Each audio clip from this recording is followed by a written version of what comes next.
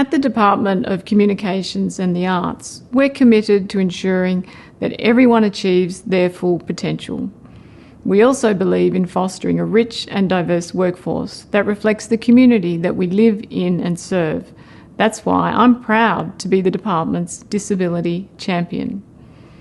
Last year, the University of Canberra published the Doing It Differently report about perceptions and experiences of people with disability across the Australian public service. Up until that point, there had been no qualitative research that explored APS staff perceptions of barriers to workplace participation experienced by public servants with a disability. The report found that in 2015, 4 million Australians reported a disability. Of that figure, only 53% of Australians are in the workforce, and the unemployment rate is nearly twice the national average. Sadly, this unacceptable situation hasn't changed much in 20 years. In the APS, people with disabilities represent just under 9% of the workforce, and only 3% of people with a disability report this to their agency. So it's vital that we make a concerted effort to change this. In the APS, disability awareness training for all staff, especially middle managers, is crucial.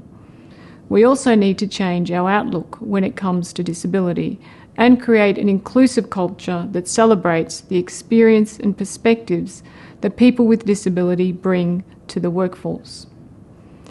People with disability don't want to be regarded as working with an incapacity or being provided with special advantages, but rather wish to be regarded as working differently. Most importantly, we need to listen to employees with disability and ask, how can we make it work? So what is my department doing at a practical level to create these much needed changes? Well, I'm proud to say that the Department of Communications and the Arts is the first APS department to advertise a position under the new Disability Affirmative Measure. This affirmative measure is part of the Australian Public Service Commissioner's 2016 directions, which aims to increase the recruitment of people with disability in the APS. Recently, I, like many of my secretary colleagues, met with a number of staff in my department who identify as having a disability to talk about their experiences and learn how we can better support them in the workplace. At a portfolio level, we are responsible for a range of programs and policies that aim to improve the lives of people with disabilities. These include the National Arts and Disability Strategy, the Marrakesh Treaty, captioning regulations, and the National Relay Service, which is a key accessibility initiative for people who are deaf or have a hearing or speech impediment.